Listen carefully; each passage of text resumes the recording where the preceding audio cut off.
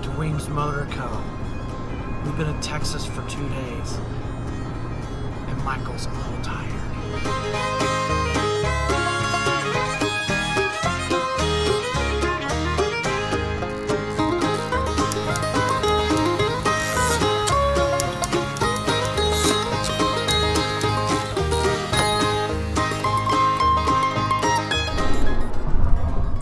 So Michael, What's up?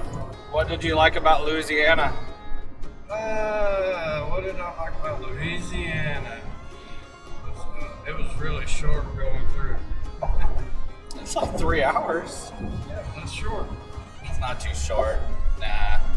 Swamps, alligators, bayous, stuff. Hey Austin, Yep.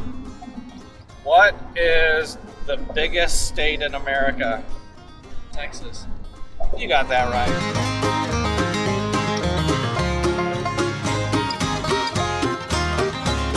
We in the big star state, Texas. Yeehaw!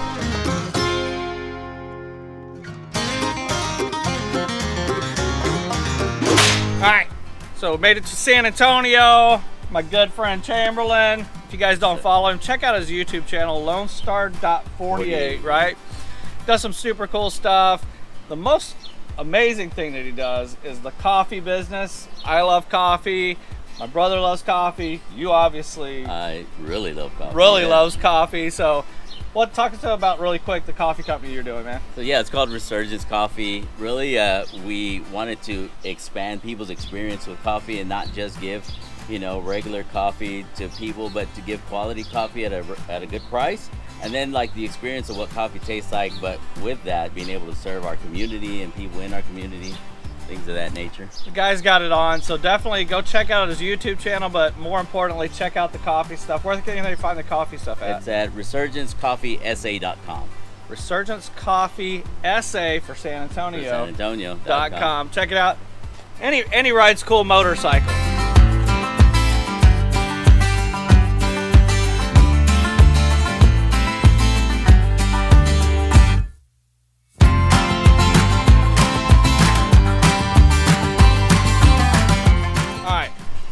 Y'all know I'm not a Harley guy, but my good friend Chamberlain, he is a Harley guy. Rode his motorcycle all the way from San Antonio down to Tampa, Florida for the Forgotten Angels camp out.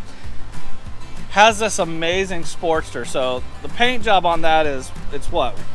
One of 150. Number one of 150 custom paint jobs. Super cool little Sportster. Should I ride it? Absolutely. We all know you're a Harley fan. I'm gonna ride it. We're gonna go ride it really quick.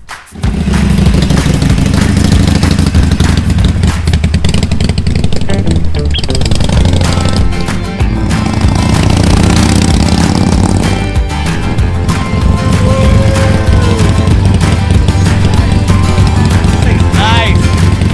Dang, dude. Super sweet bike. I pick on Harleys a lot, and I apologize for that.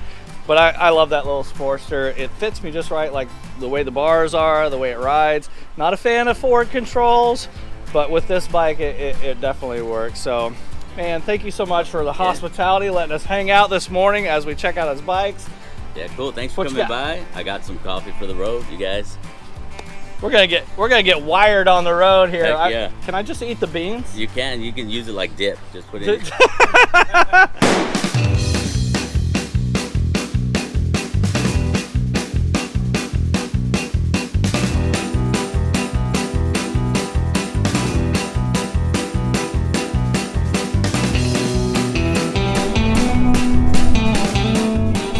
Thank the Lord.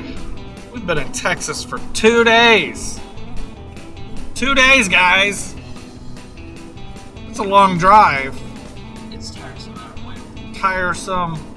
I think the official count, we're over 1,500 miles that we put on the road so far, heading out to Born Free. But we're now in New Mexico. Woohoo! Everybody say it. New Mexico! New Mexico! Look, here it comes. Here it comes.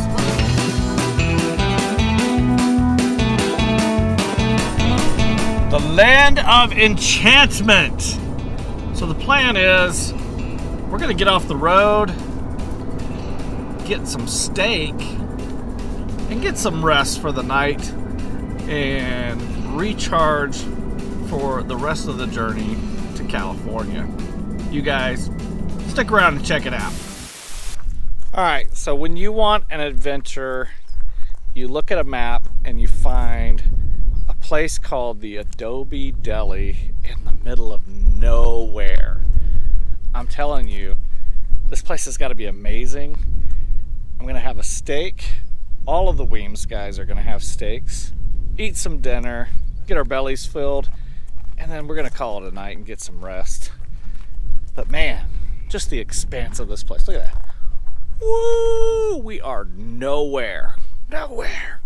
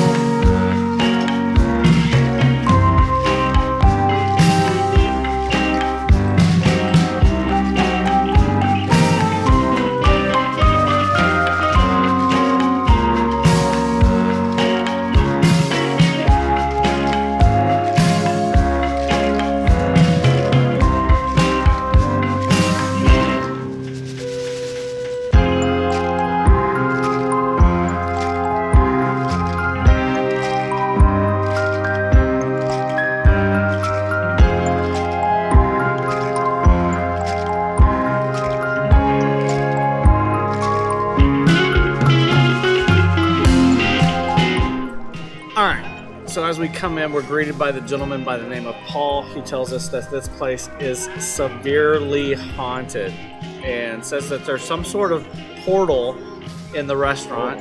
And I don't think this place can be that haunted because they have adult beverages, and that's really good. So cheers, guys. Cheers. Cheers, Austin. My Coca-Cola. Absolutely. Absolutely. Oh, our food has come.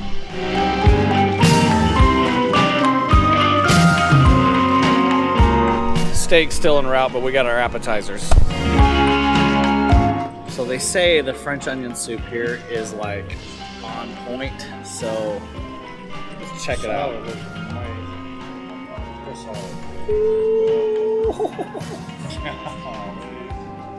You said you had to have a boat paddle. That's no joke. No joke. Incredible.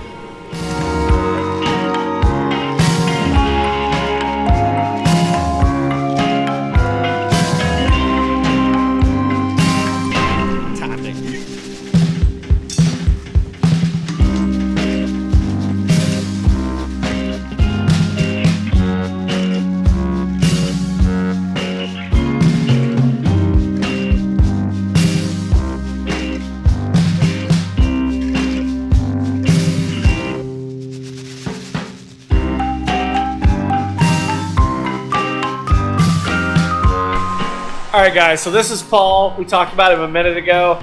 Walking into this place, dude, super incredible. You say it's haunted. So how many encounters with ghosts have you had here at the Adobe Deli? Me personally. Personally, you, yes. Stuff shifting around more than 2-3 times. 4 days ago, I seen Ghost of Bob. Bob? Nobody's seen Bob here. He's a local. Okay. Just passed. I seen him behind my bar. I come out of the cooler. Someone was behind my bar. I was doing the bartending, had one sober, and I didn't want to look but I had to look, and he was gone. Was Bob going for his favorite drink? He must have. He was at the tap. So oh, he's a beer guy. I like beer myself. So yeah, that's awesome. So I was telling the owners who the style and shape of the apparition. They're like, nobody's seen Bob. There's a picture of him right here. Oh, yes, yeah. Very cool, very cool. Well, I tell you what, man. Coming all the way up from Tampa, Florida, just randomly doing a Google search for a steak. Yes. This place nails the food. Thank you. By far, if you are coming through the New Mexico, like from El Paso, going through Las Cruces, definitely stop in here. Little small place. You got to take a road that dead ends right here, into an amazing place. Yeah. So you guys got like social media or something like that? People can go check you out, like Facebook or AdobeDeli.com. Our Facebook page is a little older. Okay. I'm working on it. I'm a computer guy, so I'll revamp it. Check out the website. Go to the website. So AdobeDeli.com. Yep. Check them out. Come here, have a beer, have a steak. Locally grown beef, everything, yes. So incredible. And hang out with the ghosts. That's right. And see if we can find Bob. Find Bob again. Find Bob. All right. Guys, stick around. Thanks, guys. All right, guys, Adobe Deli. Definitely got to check it out. We're going to go hit the hotel, get some rest. We're going to call it a day. We'll catch up with you guys tomorrow morning.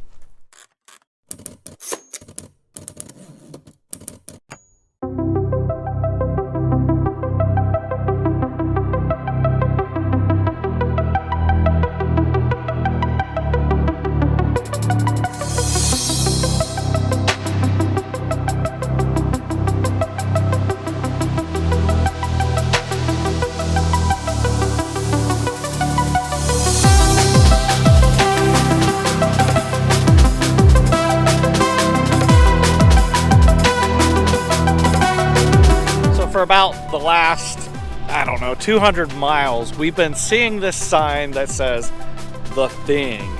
You gotta see the thing." So I said, why not stop and see the thing? Let's go find out what it is. I have no clue. Signs say everything from a dinosaur to an alien. Who knows?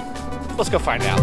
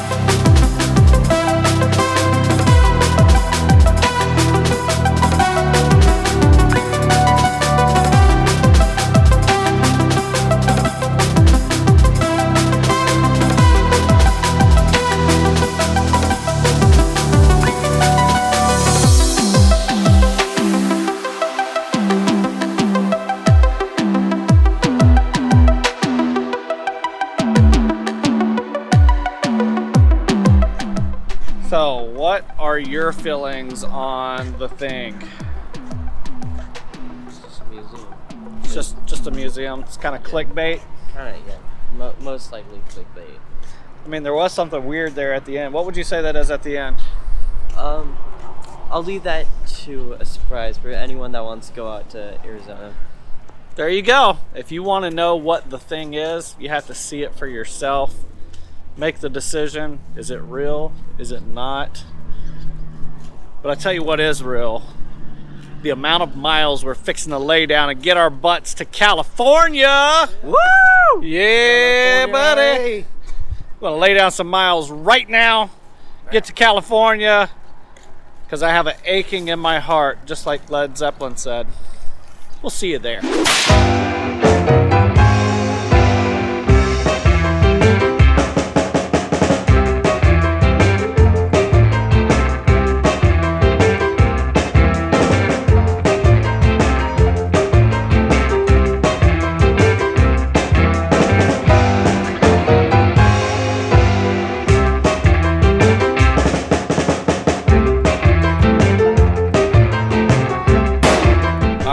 So that was the fastest trip through Arizona that I've ever seen. You guys seen it in fast forward, probably took about 20 seconds of the video.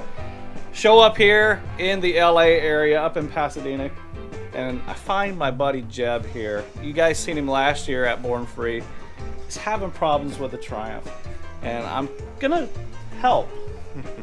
Hopefully. We're gonna see what's up, see if we can get this bike buttoned up a little bit. Maybe we'll see what happens. Hopefully you can get it to Born Free. If it doesn't happen, it'll get there. It'll get running. So yeah, let's check out his shop.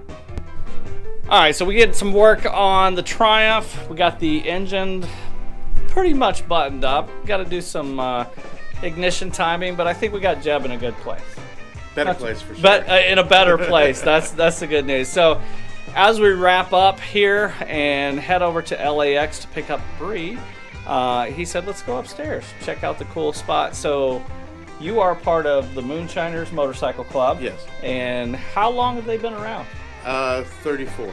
34. Like 1934. 1934. Not 34 years, 1934. So they're an old club and all across the states. Got a few different chapters. Yeah, I mean, it was a non-AMA club, but it was a race club, and started in Compton, California, not that far from here, and just did all the non-sanctioned AMA racing back in the day. So very much that kind of that Hollister, the Wild One with Marlon Brando kind of feel. These guys were actually living those times, riding those bikes, doing those races and everything. Yeah, these were the guys who were. Oh, man, I envy those guys. And you are kind of living that life as they would have lived with the vintage motorcycles, the old Harleys, the old truck, and just surrounded by nostalgia. I love it. The place is amazing. This is kind of your clubhouse to decompress and think about stuff. Yeah, and wherever I find a little piece of nostalgia, I like to keep it in here and take a step up here and go back 60, 70 years in time and check it all in. 60, 70, absolutely. So he's actually caretaking the Jimmy Phillips replica bike in honor for the family. You got all the trophies. So Jimmy, talked about Jimmy. What did he do? He was started out amateur racing in San Diego area. Got sponsorship. Ended up factory racing for Triumph out of Johnson Motors, which is the original, or not the original, but the second Johnson Motor location is really just down the street, about a mile from here. I'm gonna have to go check it out. and you know, he was a Triumph racer. Ended up switching over in the early 50s over to Harley Davidson, and he raced for Wager and Walker out of Orange County, and unfortunately died on the track in 50, you have to double check, I think it's 57, late 57, wow. Early 58. Was that flat tracking? It was flat tracking. And then I've become friends with the family over the years, so they've kind of let me caretake his Del Mar Win trophy, his Peoria trophies, his hot shoe, some of his racing jerseys and things like that miraculously were, they were keepsake right away because his career ended so early.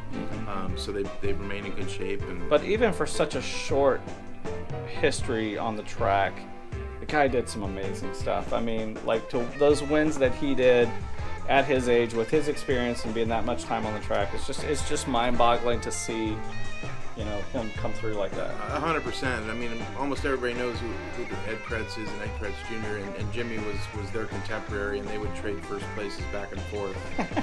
Just unfortunately his career ended a little sooner.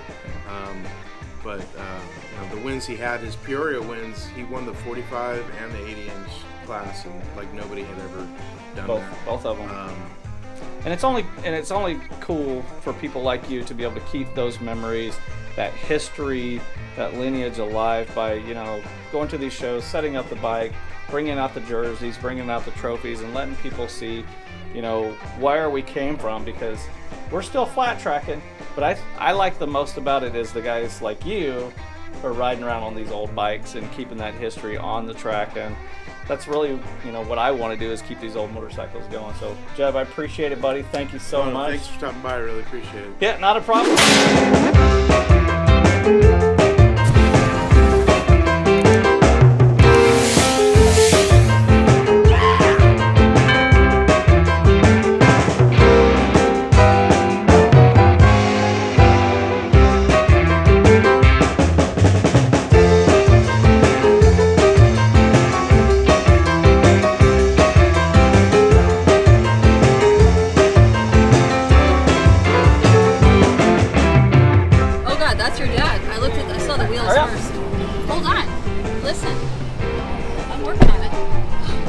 Welcome to LA!